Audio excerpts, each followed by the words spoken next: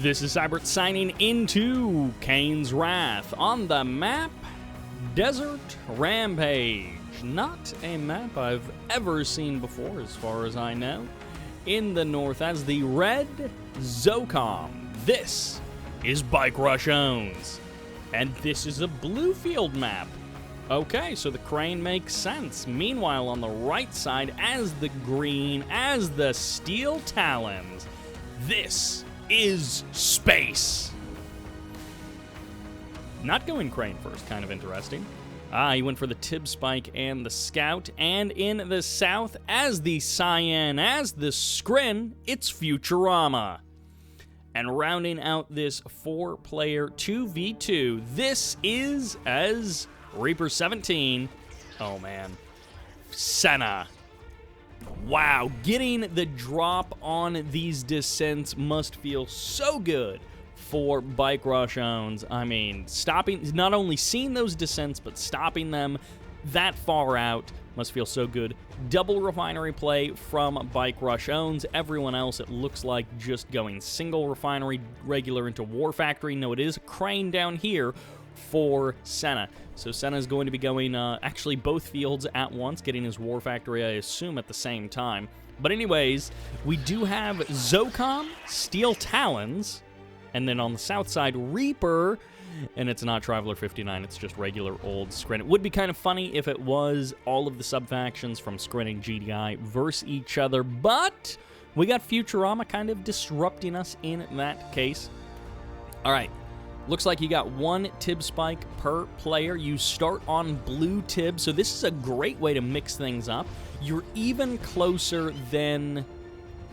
okay, Red Zone Rampage, Desert Rampage. Okay, so this is actually, it looks kind of like a better version of Red Zone Rampage. That map is so tight, so claustrophobic, games end so quickly, and there's so much cash so quickly that games aren't usually very good on Red Zone Rampage, but in this case, I can see that this could definitely turn into a good map.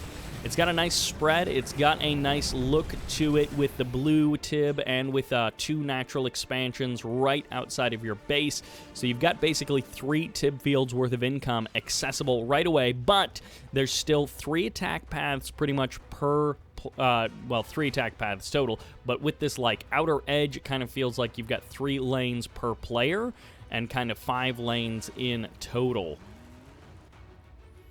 Airfield for space coming out here. Airfield as well for BikeRushOwnz. So this is just supercharging the game. And I mean, really, if you could have double the income right from the start, this is exactly what that would look like. These power plants are close together. They'll take a big chunk of damage, but ultimately not that much. And this is one of the few times you will see people use growth accelerators, is this exact thing. Now, we do have Senna dropping them down because it does also generate 15 credits every couple of seconds, and that's the Reaper 17 variant of the growth accelerator. So you do see people use it on the blue Tib fields. It otherwise just isn't generally worth it. They're so extremely weak. They cost like 1,500 credits. I guess the growth accelerator costs even more. It probably costs like $2,000 or something. But accelerating that blue Tiberium is worth it, if anything is worth it. Space not quite ready to take that EMP control center. I thought that those dots outside of the EMP control center meant he was going to be taking it. Reaper 17 going to be getting some free damage pretty much on these tanks.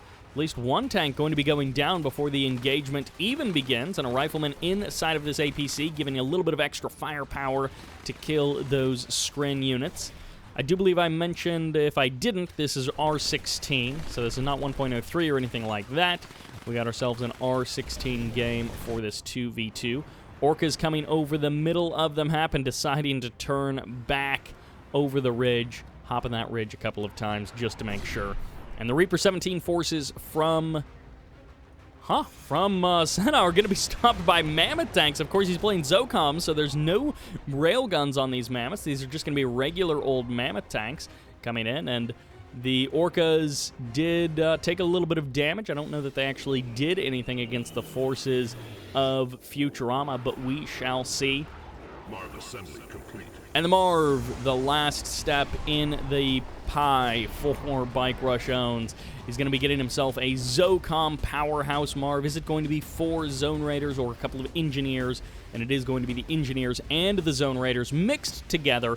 Futurama forced to retreat away from the Railgun Mammoth tanks of Space. So Space, he's got those proper forces going on, and his blue tib harvesters are going to be getting shut down, and this is a significant chunk of blue Tiberium still there. Several thousand credits worth of blue Tiberium being denied from Space. The Orcas come in, they take a couple of shots, great splash damage to eliminate the shields quickly, and BikeRushOwnz continues to march down to the south. He's going to be putting some potential pressure on Senna. Finally, all of the Seeker tanks go down. The Orcas survive the ordeal, and the Wolverines as well, helping to push Futurama back. But that's a sort of attack that you can't really see on a map like Red Zone Rampage, which is so much more choked up and close and personal than this map. So I do like Desert Rampage as a comparison to a Red Zone Rampage so far. I'm liking the spread, liking how things work out. Eradicator Hexapod out on the field for Senna, and he is ready to dance with BikeRushOwnz. Definitely feeling very much like a 1v1 on the left side and a 1v1 on the right side from these two players. It's not particularly feeling like a 2v2. We did see the watchtowers coming down earlier in defense of BikeRushOwnz, but other than that, not a lot been going on. Smoke gets... The smoke turned blue, which is kind of weird, because why would Futurama be beaconing himself? But BikeRushOwnz was beaconing the tech center of Futurama. I think he's going to try and bomb it to deny the Eradicator Hexapod from being constructed. And it will just slow down the second Eradicator Hexapod as the, the Nerve Center actually gets sniped. He's trying to deny, I think, the phase or the something from that Nerve Center to allow that Eradicator Hexapod to die a little bit more quickly. Orca Strike coming in. BikeRushOwnz killing off a dev tank, but also maintaining vision of that technology assembler and the Warp Chasm as well. Senna moving forward on the left side of the map.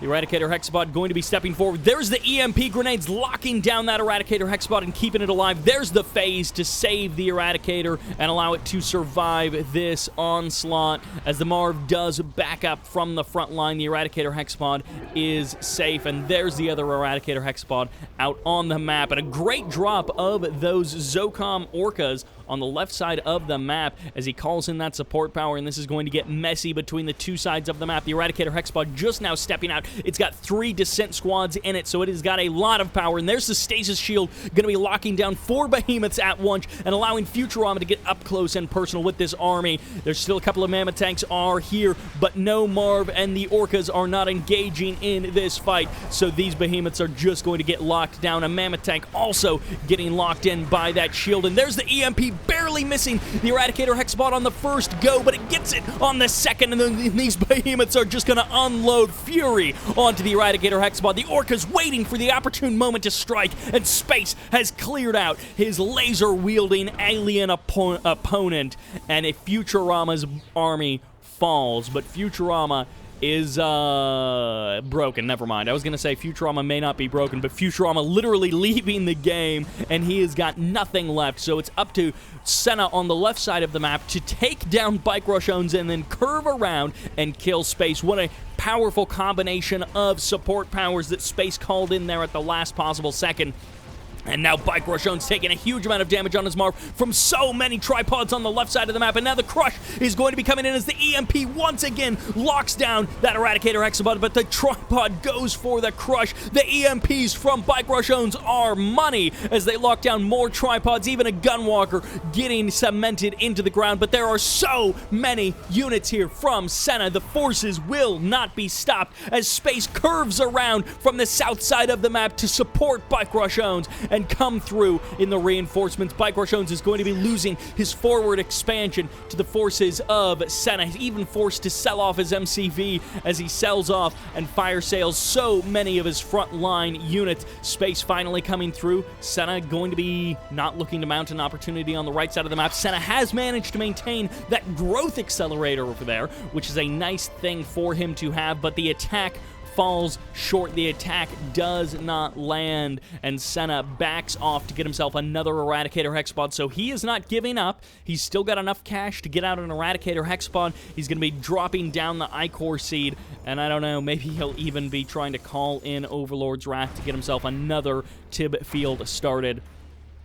Growth Stimulator still around. The Harvester's auto long distance harvesting over to the right side of the map. It's a bit problematic for Senna, but I mean, if he was able to steal any loads of Tiberium, it would have been worth it. But unfortunately, he was not able to do that. I love this commitment to EMP Grenadiers from BikeRushOwnz. So many times, GDI players just rely on Shockwave Artillery, and oftentimes it is not enough on its own. So I love the fact that BikeRushOwnz has committed to those. Is that a double engineer? No, okay. But I do love that BikeRushOwnz has committed to the EMP Grenadiers. For a second, I thought that double engineer was going to be going over into the Eradicator Hexpod, and it's like, wow, I have not seen a double engineer in an Eradicator Hexpod before. But EMP locks down the Eradicator Hexpod, and it looks like Senna is just going to let it die?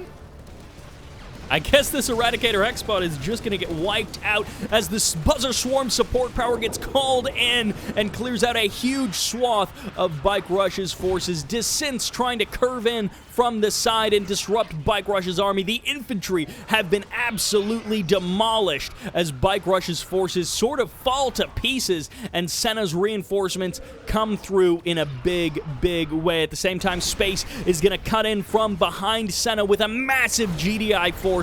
Mammoth tanks, railguns, and behemoths all coming together to smash down Senna's reinforcements, and Senna still maintaining a little bit of stuff there on the right side of the map, so it's going to take a minute for all of the structures of Senna to actually be destroyed.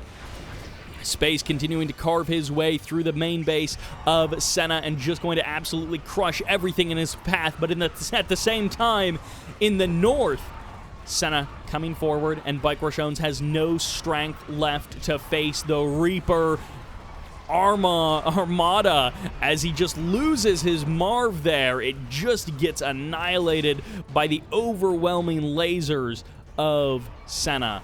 The barracks is the last remaining thing for Senna, or for BikeRushOwnz on the right side of the map. He's got the Tib Spike as well, so he's technically still in this game, but kind of like that game of Drive and Senna versus Bike and Space.